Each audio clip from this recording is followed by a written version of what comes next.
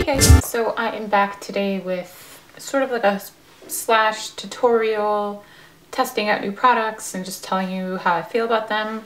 I've spoken a couple of these items on my blog already. I will link them down in the description box if you're interested in reading up on how, you know, just the big summary. But briefly, I'll go over each item. You guys said that you liked the more chattier videos, so I will do that. Excuse my broken out face. I tried something different and it just, I don't know if it was a mixture of the two skincare items or if it was just one thing, but it gave me like really bad, painful cystic acne, and I have some stuff going on over here, all that good stuff. I'm gonna kick things off with a new foundation, and it is from Nars, and it is their All Day Luminous Weightless Foundation. Again, did a review. I will link it down below. I am not a huge fan of the Nars Sheer Glow or Sheer Matte foundations. They didn't really work for my skin. They broke me out. They were really, really cakey and heavy. And I couldn't get around to using them at all. I love their tinted moisturizer, that's for sure. It's really, really nice. But this foundation, I would say it's medium to full. You could definitely build it up. They say to use one pump. One pump's enough. And I said in the post that the best way to apply this is with fingers. Now, I am obviously using a brush, but I can't get my fingers all messy right now. I'm touching all types of things and I'm trying to film, so I just figured I'd use a brush. But I start off with just like 1/2 of my face because it's a very liquid consistency, but it will set to almost like a powder finish, and it sets really quickly, relatively quickly. So I find that if you work in sections with it, you're less likely to get, you know, a patchy, uneven, like cakey look. And if I push it into the skin like this with the brush, you won't get all. I like it. I think it's really, really nice. And I wouldn't, I don't know, it's different on everyone, because on me, I do find that it, throughout the day, I don't know if it's because I have oily skin, that I do get that luminous effect. Maybe someone with a drier skin wouldn't. I know this really clings to dry patches. I had a little patch going on here, and I was testing it out, and definitely very, it clinged. It like settled into all that dryness. So if you have really, really dry skin, this won't work for you. Now, I don't find that the foundation completely conceals everything unless you keep caking it on and layering it, and then it just begins to look a little bit too unnatural. So I'm gonna go ahead with my Nars Radiant Creamy Concealer and just dab this just a little bit on some active blemishes that I have going on. Unfortunately, I have super dark eyes today. So we're just gonna hide those puppies. I'm gonna take the Real Techniques Expert Face Brush and just push that concealer in, just to see if I can get rid of these bags. Jeez, I really need to start going to sleep. I've been having issues trying to fall asleep. I just can't, you know, and I'm not stressed, or I don't have anxiety or anything like that. I can't sleep. I'm just tossing and turning, and my mind's in like a million and one directions, and I can't, you know, turn it off like they say, but I'm trying. But it's affecting me because I go to bed at like 2 a.m. I know, crazy. And I have to be up at 6 on Mondays and Wednesdays because I work part-time. And I get to the office and I'm just like a zombie. I have literally no life in me. I don't wear makeup to work. Now, to set that all in place, I'm going to use some of the Nars All Day Luminous Powder Foundation. This is the pressed one. I'm gonna pick up that the loose one. Just lightly push it into the skin. And this is just gonna set everything. Just lightly push it into the skin. And never buff or sweep, just because it can disturb what you have going on underneath. Okay, now that I officially look like a ghost, I am going to use my new Charlotte Tilbury Filmstar Bronze and Glow. I spoke about this as well. I will link it down below. I am in love with the sculpting shade. I absolutely love it. I think it's so nice, and I was fearful that it wasn't going to show up on my skin. I'm sort of like an NC, in between an NC 30 and 35 now that it's wintertime, but it shows up just fine.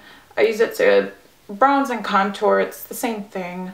The highlighter bit, I said on my blog post, I have a love-hate relationship with it. It's a beautiful highlight. I absolutely think it's gorgeous. I just think it's too stark for every day. Like, nobody walks out of the house glowing like this highlight. And I mean, if that's your taste in makeup, then by all means go ahead. But for me, it's just a little too unnatural. I like it for photography, so if I'm taking pictures for my blog or something like that, or if I have like an important event to go to at night or something, then I'll wear it. But for an everyday highlight, oh my god, it's not chunky, it's just so visible on the skin. Dude, am I making any sense? So I'll pass on an everyday, but for the purpose of this video, I will apply it on camera because it probably show up very nicely. But see, like filming or something like that, I'll apply it. I'm just gonna take this little Sigma highlighter brush and just grab just a tiny bit and just lightly sweep it. I tried even going super light, just dabbing a little bit, and even then it's just a little too, I don't know, it's too much for me for every day. But it's gorgeous. It's a gorgeous highlight. So I'm going to put some down the bridge of my nose. I don't really go all the way down because my nose nib is already wide enough, so I don't need to bring any light to that area. I will put some on my Cupid's bow, like I always do. And then the other cheek.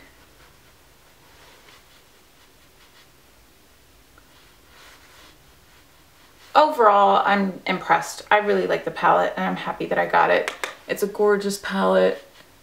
It would probably be great for travel. Like, it's just a really pretty palette, and I'm in love with this sculpting shade. It's really pretty. Blush, I'm going to use the Tarte Amazonian Clay 12-Hour Blush in Exposed. It's just fail-proof. So lightly brush it on the apples of my cheeks and going up. I tend to wear my blush a little higher up on my cheekbone instead of putting it like when I smile, because it just doesn't look right. Okay, I'm gonna let the face finish doing its thing. I'm gonna grab my Nars Pro Prime Smudge Proof Eyeshadow Primer and just apply this to my eyelids. I zoomed in a little bit so that you can see what I'm doing with the eyeshadows. And I'm just gonna push that into the lid. Another new purchase is the Hourglass Modernist palette, and this is in the shade Obscura, and it looks like this. It's such a gorgeous palette, and people have so many mixed reviews about it. Some people were really disappointed. Some people were thrilled with it. I personally had no issues with it. Yes, it does have fallout, but it is a baked product, so you're gonna get a bit of fallout with it. Nothing more than, I think I said on my blog, like the Urban Decay shadows, you get a ton of fallout with them once you put your brush in. I just don't, I don't see what people's issues with it are. I've only tried this particular palette. I haven't tried any of the other ones, so I don't know if they're chalky or, you know, powdery or whatever the case might be. But this palette, like, it didn't do anything at all. It didn't, how should I say it? It didn't give me any issues. So I'm going to use the shade right here all the way on the right of the palette. This middle shade I've been using quite a lot. It's like a rose gold. Maybe I'll mix the rose gold and the almost like a bronzy taupey shade. So I'm going to take that on a MAC 239 brush and lightly push it into the on the lid. Pigmentation's there. I think it's very pigmented, easy to blend. They're really nice shadows, I think, my opinion. At least this palette is. This is a really nice palette, and it has a lot of nice neutral colors in it that you can achieve so many looks with. So I'm going to grab a MAC 266 brush and take this shade right here, the warmer of the two. This one's a little bit darker. This one has some purple undertones to it. So I'm going to take that, take a 266, and just lightly push it against the lash line, the upper lash line.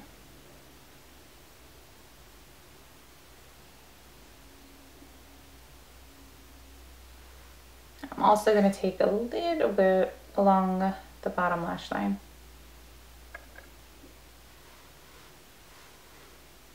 Okay, now that that's done, I'm just going to take my Chanel eyelash curlers and just give my lashes a good curl. Now I do grab my little eyelash curling trick, I guess. Is some people just clamp it and just hold it, but I kind of, if I turn to the side, I know this looks freaky. If you push it up like that, you kind of get that. Again, I'm doing that same hand motion, but you get that nice gradual curl versus, you know, the stick straight up, whatever that is. I can't stand it. It absolutely bugs me. But I just keep clamping and pushing and pumping, and I get that nice curled effect. And then I just kind of separate them with my finger, and I'm good to go. Now I'm going to take some of my trusty Maybelline Full and Soft mascara. Love this stuff. Compares to it, or that'll give me the effect that I want. I don't like clumpy lashes, and I like a good basic like bristled brush. I don't like those spiky spoolie ones. Now my eyebrows, I'm going to use the Hourglass Arch Brow Pencil. It's what I've been using for ages now. I'm really keen on trying the Burberry eyebrow pencil. I really want to get my hands on that one. But I'm just going to brush them and lightly fill them in.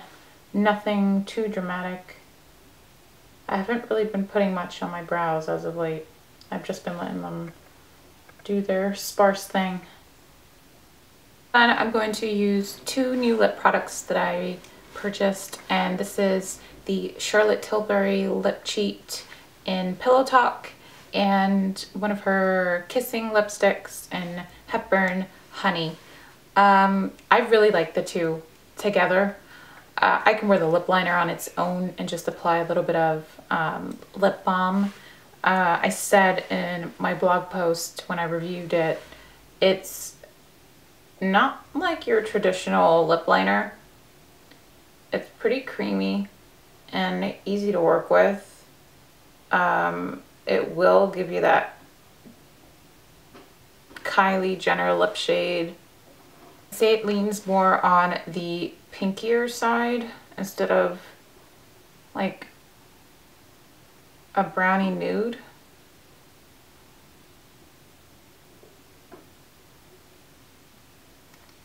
I just take my finger and just blend the harsh lines out. And then I'm gonna take the lipstick in Hepburn Honey. And this is a really pretty peachy brownie nude shade. And just go straight from the bullet.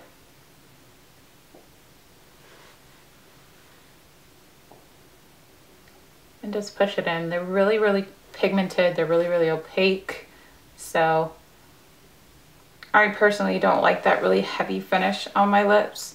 So what I do is just take my middle finger again and just really work it into the lips, blending it with the lip pencil so you don't see that harsh line of liner and lipstick.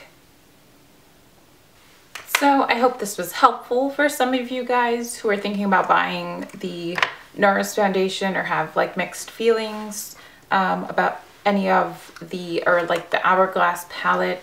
Charlotte Tilbury so far has been super impressive. It's hard for me to place an order online for makeup because I'm like one of those people who like to, you know, touch and feel and see the consistency and textures and see if I'm gonna like it or not. But I said, what the hell, I'll get it. If I don't like it, whatever, I'll send it back or I'll just give it away, whatever.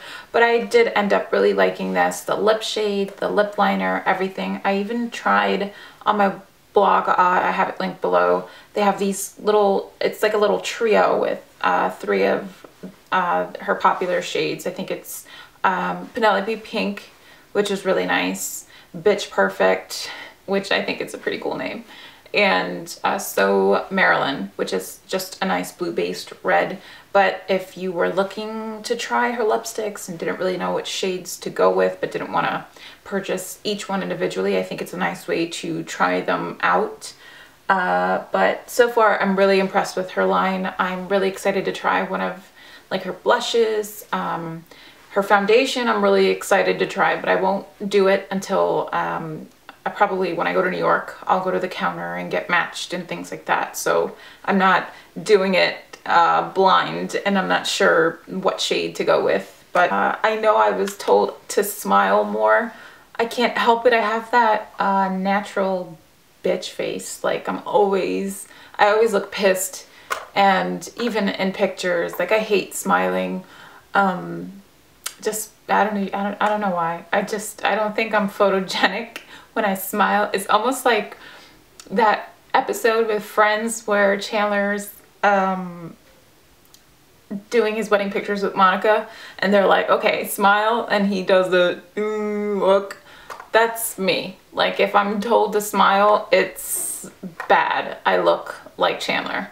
So I will promise, or I promise to try and smile more for you guys so that I don't look so pissed off or bitchy, but I'm not doing it intentionally. And I will see you guys next week for my hair tutorial. I'm trying to work on editing it a really nice way for you guys, so that's why it's taking me a little bit longer to do it. But either way, it'll be up, I promise, and I will see you guys in the next one. Bye!